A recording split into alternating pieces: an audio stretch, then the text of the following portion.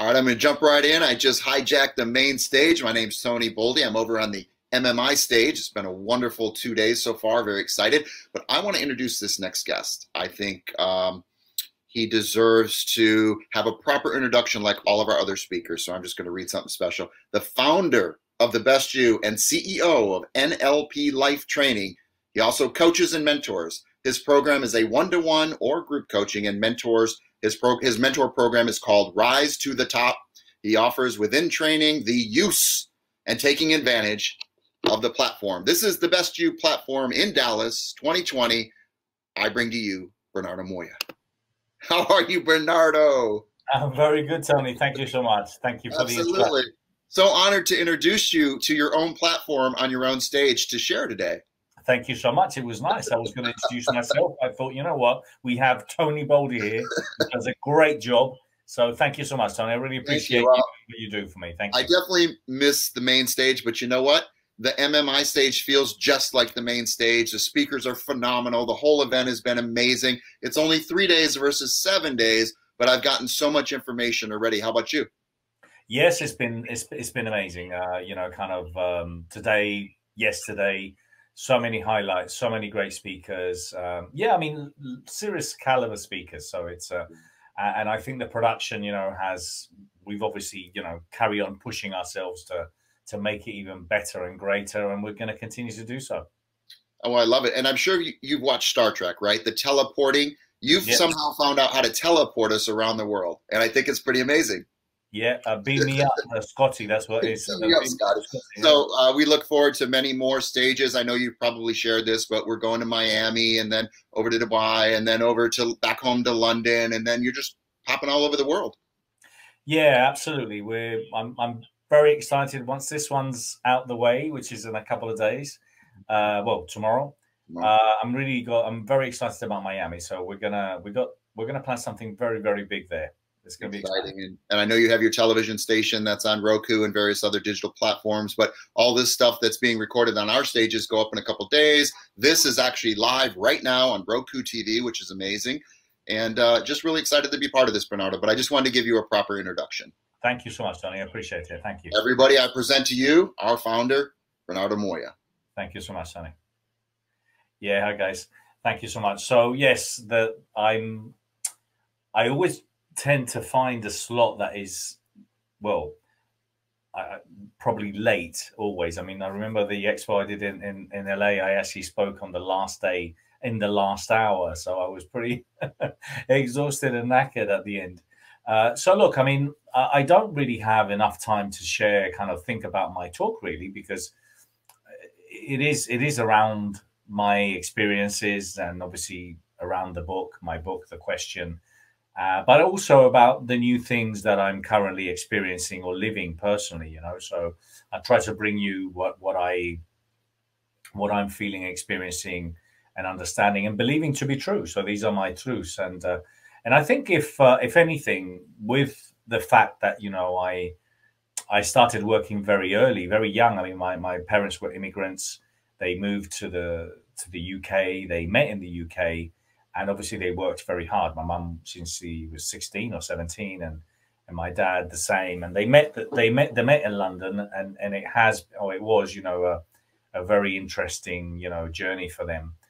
And having seen them with that work ethic, and then, you know, myself involved with them and supporting them when I was a kid, you know, because they used to work they both used to work. They had very demanding jobs, and I used to help them and support my mum and dad in any way I could in the kitchen and cleaning cars. And since I was 7, you know, so I've always had that sense of working hard for it. And then I remember, you know, if I fast forward a long time, then, you know, I started working as a DJ, and then I started working in nightclubs, and a lot of the things that I've done in my life, and I've done a lot of things, have helped me become who I am. And I think that's kind of the first lesson I want to give you, is that we all have experiences from our youth that are, you know, can be implemented or who have dictated or are dictating who we are and our personalities. And some of that experiences can be brought to your new life, to maybe that reinvented life that you're looking for. But I've always had that work ethic, and I think that's something that has stuck with me.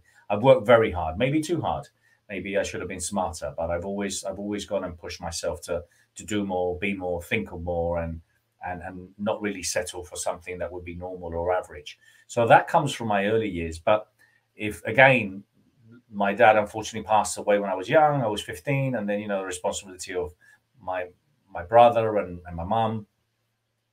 So that also marked me. So I also always had that sense of trying to find the father figure, and I think again, my second lesson with this would be around trying to find someone. I was looking for someone that would step in to become my dad, and these were partners, bosses, and all sorts of things.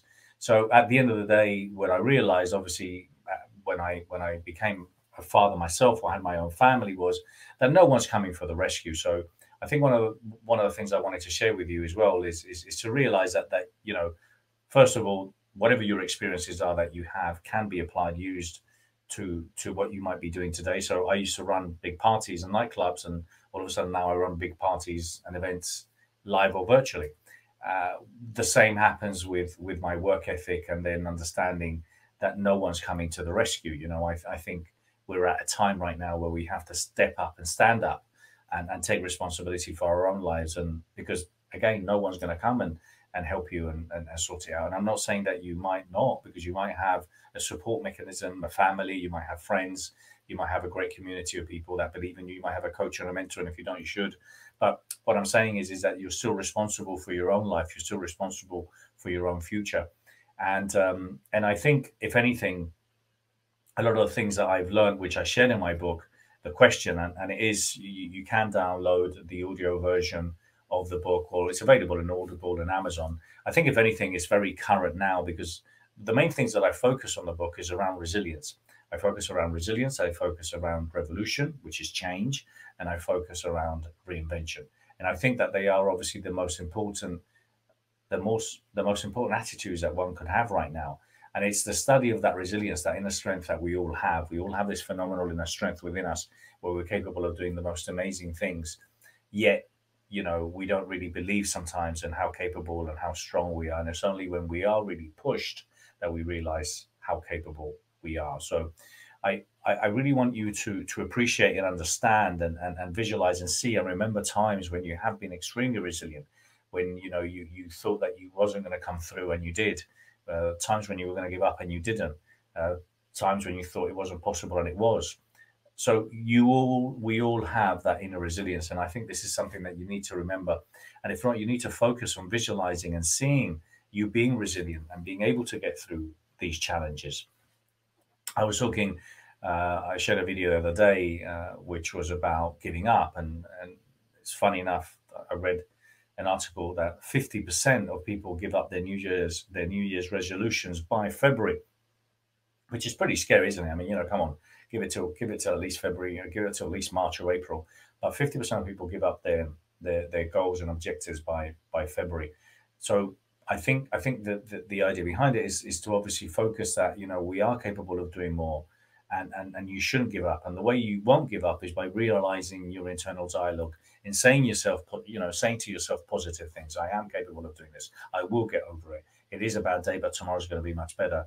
And so it's that internal dialogue. It's about visualizing, about seeing the positive outcome. And when you're setting yourself a goal, you have to see your goal as achieved, as done, as done. It's out of the way. It's just that I'm just going through the process. I think a lot of the times when people give up is because they don't really make that pictures bright enough. But not only they don't make their pictures bright enough, they don't actually focus enough on the outcome, on seeing it happening, in materializing. Whenever I've done an event, whenever I've had a project, I've thought about it I in my mind, and I pictured it in my mind, and I would just literally tick, it's done. Okay, yeah, I can see it done. It's done. It's done. So the moment I would see and visualize that it's done, that's it. There's nothing going to stop me back.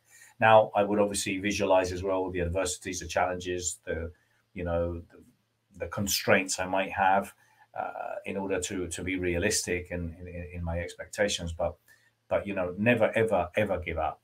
We have to keep fighting. And when you see friends, loved ones, kids, or people who are struggling with diseases or cancer, or with very serious health issues, that's the time to really put things in perspective and realize how lucky you are. And one of the things that I've always done when it comes down to understanding and believing in myself, in having that resilience, is in realizing and asking myself this question always: is if I was two years from that, 2 years before, 2 years prior to this, 3 years prior to this, would I imagine to be where I am now? What would I have given to be where I am now? What would other people give to be where I am now? If I had nothing and I'm starting from all over again, absolute from scratch, would I not rather be where I am now? So those are the situations which would make me reframe any challenging situations that I've got, to appreciate and understand my resilience and believe in myself. And also the last thing, and my last tip and advice for you to never give up, is to reset. Reset every night. If you've had a bad day, it's always bad. But you know what? When it's dark, it's always, things seem worse at night. Things seem worse, at least for me. But then when the morning comes up and the sun's out and you know, you've got a beautiful view and you can just simply meditate and think, and things all of a sudden, you know, look different, and you're capable in giving it another go. And that's what you got to do. You've got to reset every night. So I want you to remember, I want you to appreciate and understand how resilient you are. You are capable of the most amazing things, because you are amazing. And I think if you focus on that, well, that's basically what's going to happen, is that you're going to appreciate that you're capable of doing the most amazing things. Now, the second thing was the idea around revolution. And revolution is, well, I talk about, in my book, I talk about the Industrial Revolution, the Agricultural Revolution. And obviously, you know, these revolutions had an impact where it caused, you know, great havoc, you know, the agricultural or the industrial, because, you know, things had to start all over again. And then, you know, people losing their jobs and things having to start all over again because it was necessary.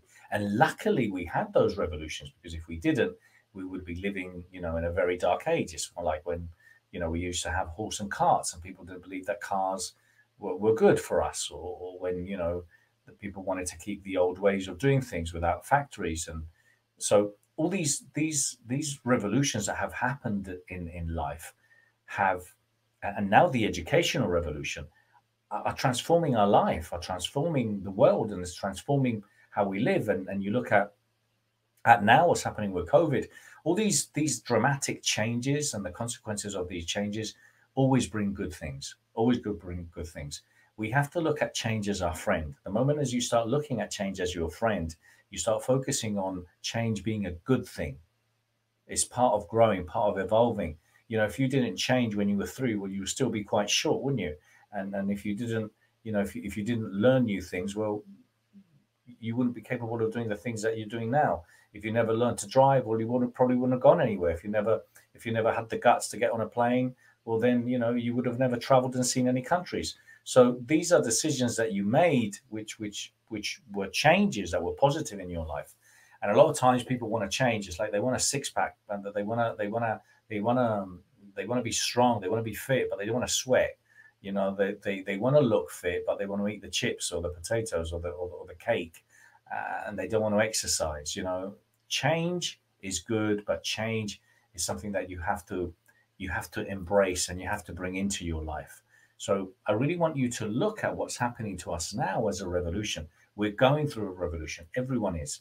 And we're all learning from what's going on. This is new for many, many people. Some people are thriving and other people are struggling. But some people, and a lot of people, are embracing it. I got to say, I'm struggling, or I've struggled with a lot of the things that have happened, because I used to run live events. So I've been trying to find the way, or the best way forward for us to move forward. How can we do things differently?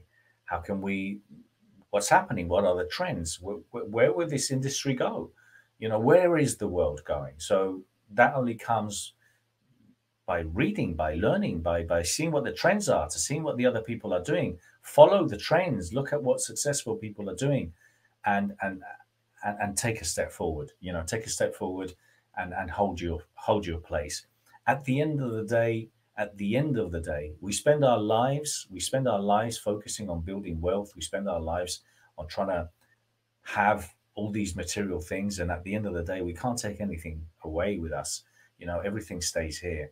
So at the end of the day, if this should be showing you something, is that life can be a lot simpler than we originally thought it should be. And we definitely need less. We don't need as much. So by maybe having less things in your life, maybe you'll become happier, which is one of the things that I've been exploring recently. But staying on the focus of revolution, I want you to look at this as a revolution that will bring the most amazing opportunities for so many people. And it is, and it will. We might be traveling less as far as holidays is concerned, but there's advantages and opportunities on not having to travel to see an event, to be at an event. The time that you spend away from your family, the time that you're traveling when you're not actually working, the expenses of traveling. So there's so many great things that are happening with this new reality that we have. And obviously, the fact that we are able to connect from anywhere in the world, and we're able to have relationships with people from all over the world, and that we're more available to listen and to engage, and we're actually going out of our way to do it. And then the third thing is reinvention. Again, I think this is a time to really explore what else could you do? What else could you do, and what could you do that's different? What else could you do that could maybe something that you've been thinking about doing for a long time? And there's so many stories of people that have reinvented themselves. So many actors, so many authors, so many students, so many Olympians, so many people that have reinvented themselves at a specific time in their life, in their 20s, in their 30s, in their 40s, in their 50s. And normally, not all the times, it's been because there's a turning point in their life that's actually made them explore new possibilities.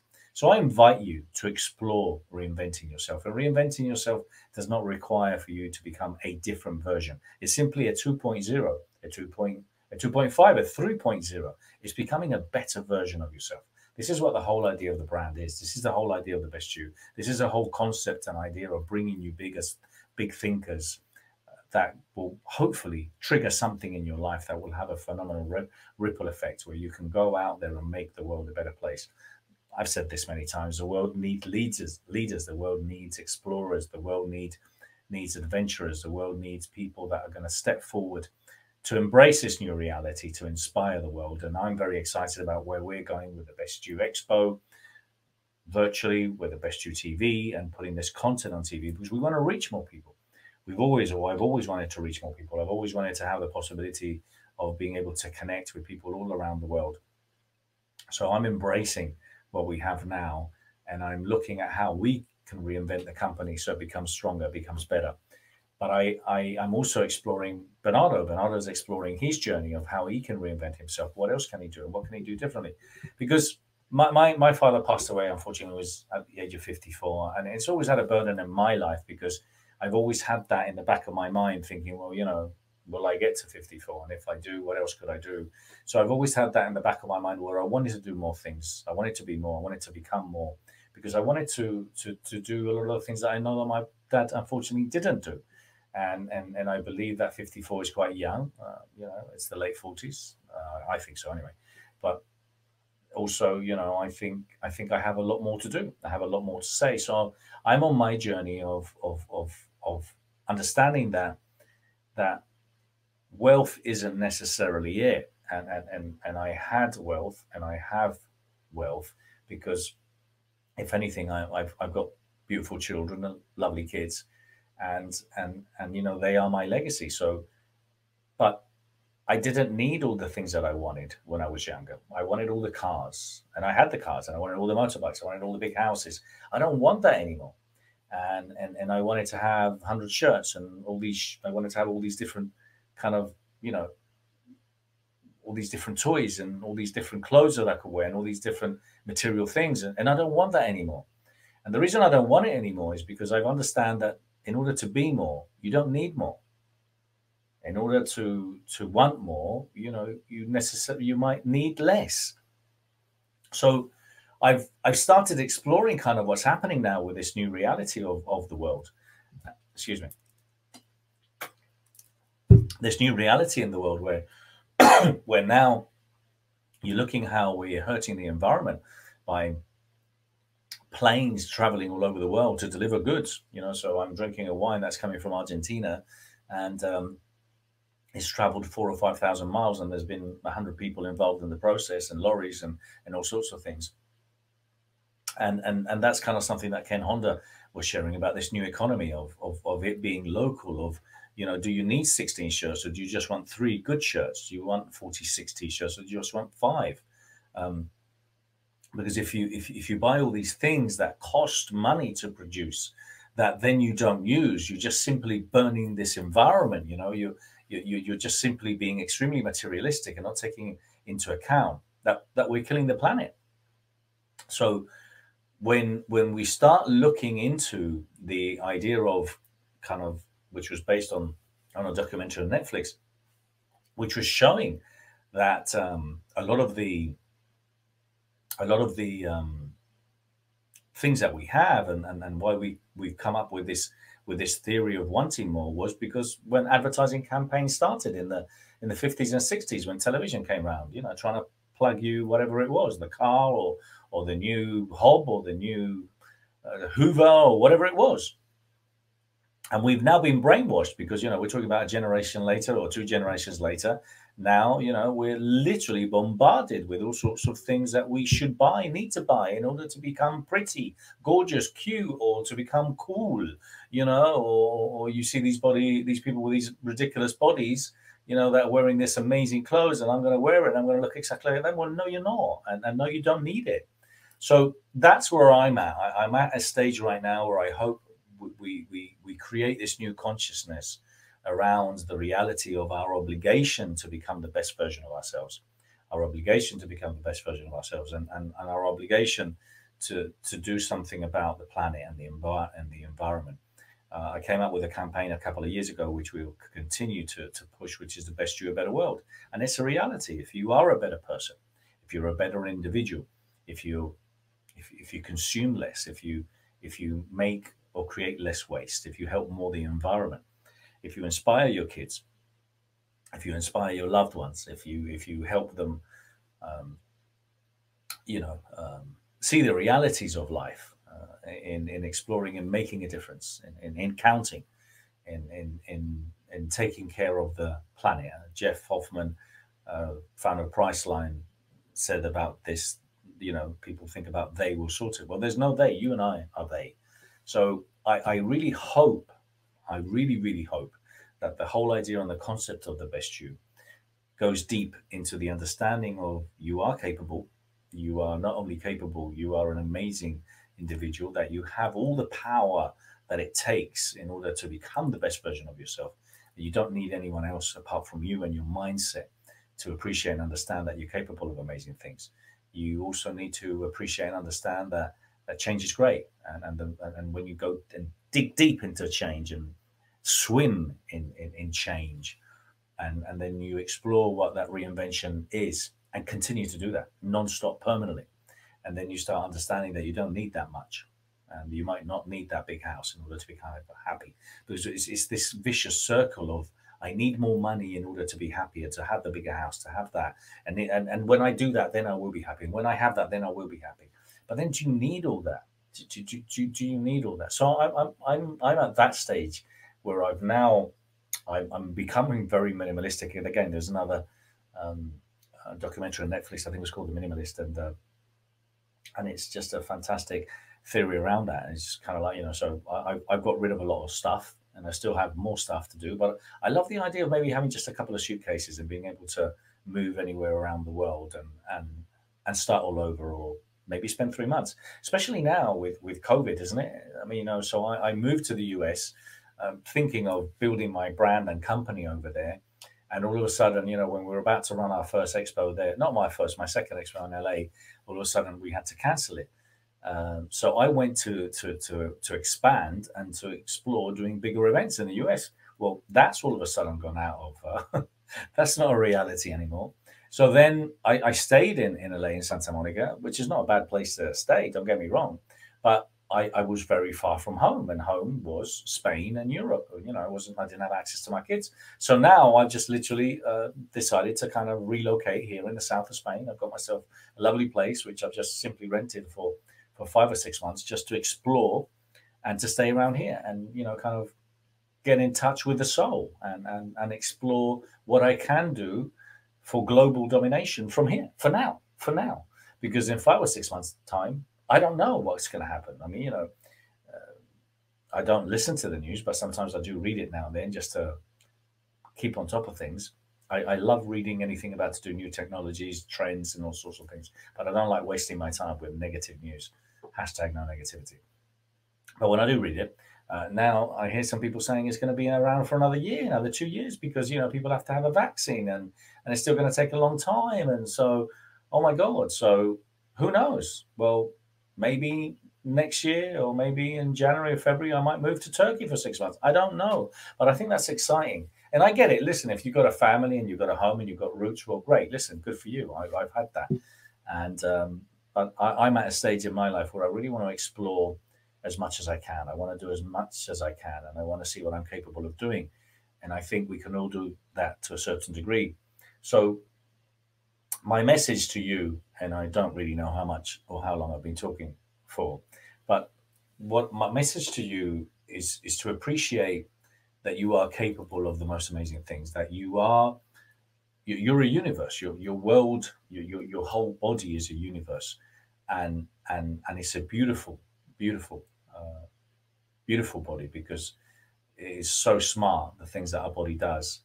And obviously it is down to here, to the mindset. So my advice to you is to focus on building a good, strong mindset. Get yourself a coach, get yourself a mentor if that's something that you're struggling with. To read, to explore, to appreciate that you are capable of not only doing the most amazing things, but that you never give up, that you are going to keep fighting to the last day and to the last breath, and that you want your kids and loved ones to look up to you, because they're sponges. They're sponges. If you're going out and you're doing things that are inspiring, if you're going out there and making a difference, if you're going out there and you're helping their learning, and you just don't know the ripple effect. So we're all here to become the best version of ourselves, but we're also here obliged to leave a legacy. Steve Covey's quote that we're here to love, live, laugh, and live a legacy. And I remember someone was telling me the other day, well, I don't believe that we can leave a legacy. I don't believe that actually people leave a legacy. Oh my God, there's so many people that have left a legacy on this planet. Thanks to them, the world is much better. These are people that, I don't know, invented things, discovered things, explored countries, whatever. So a lot of people have left a legacy, and a lot of people have touched you or touched your life, and the ripple effect of that. So I was thinking of a friend of mine, Bernie Dorman, from CEO Space, who, to be honest, we spoke maybe 20, 30 times, and we met maybe 4 or 5 times, but he had a deep impact in me, in my life, because everything he said to me was the most beautiful things that anyone have said to me. And knowing who Bernie Dorman was, and kudos to him, knowing who Bernie Dorman was, and the impact that he's had, and how many CEOs and how many kids he's educated, and the ripple effect of that will be on forever. So that legacy is long and everlasting. And some people might not remember him, but maybe in a generation from now, but the people that he touched, and the effects of what's going to happen because of his teachings, and because of how he helped entrepreneurs, or how he helped people believe that they're the best version of themselves, or they're the most amazing individual ever, that will be with you forever, the same as his words will be with me forever. And it's made me believe that I'm a better individual. And thanks to that, I'm going out there and keep pushing myself. And I keep pushing to make sure that I can carry on delivering, and doing things. So understand that you have to leave a legacy. And ideally, you want to leave something that's inspiring. And if leaving a legacy is only, and I'm saying only, and it's a big, massive thing, if leaving a legacy is only that you're inspiring your kids, you're making them better people, better individuals, you're making them become, leave a phenomenal legacy too, well, that is already something in itself. I'm also at that time of my life, I think, where, kind of with the loss of my mom, and a lot of friends actually this year, I really appreciate and understand that at the end of the day, with everything that we do in life, all the wealth that we're following and searching, and those hours that we spend at work, and in pursuit of those dreams, and helping people and trying to do whatever it is that we're trying to do, busy, busy, busy, being busy. At the end of the day, we all want love. And ultimately, it's all about love. It's all about love. So if everything that you do with love, if everything that you do from a place of love, and if everything that you do with the best intentions, and if everything that you do and you say, you're doing it ultimately to be loved, and to share love, well, I think that that's a beautiful thing. And I think that's what we ultimately all want. I think that's what it should all be about. So personal professional growth for me is obviously about thinking. It's about thinking about what you're thinking about. It's about having the right mindset. It's about appreciating and understanding how amazing you are, how resilient you are, how you're welcoming revolution, how you're focusing on reinventing yourself, and how you're focusing on maybe focusing on the real things, not on the things that you don't necessarily need. The idea of maybe needing less in that pursuit of happiness. Maybe happiness will come from wanting less, and the concept of Ken Honda, which I'm implementing now, of happy money, is embracing money. When you pay, when you receive it, having a relationship with money that's different to kind of probably what I've had in my life. So, and then, as I said, lastly, it's all about love. So, make sure that whatever you do, wherever you're working at, is share the love, and love can come and be manifested in many, many different kinds of ways. And one of them is obviously just by simply saying a kind word. A lot of the times people underestimate the value of a kind word, and it is really down to kindness. So that could just have a phenomenal effect on someone's life. Just saying to someone, "Hey, you look amazing today," or "I tell you what, you really inspired me. You really touched me," or "Thank you so much for that," or "I think you're amazing." And lifting someone up, or maybe calling someone when they're not expecting it, maybe when they've lost someone, maybe when they're going through a hard time. Love, share the love, share the love. I think that's what it's all about. And if you can share and add to your love, your expertise, you're going to be successful in whatever you do. So that's it. That's my talk. Again, I don't really plan very much. So I hope this has been a helpful and an inspiring message to you.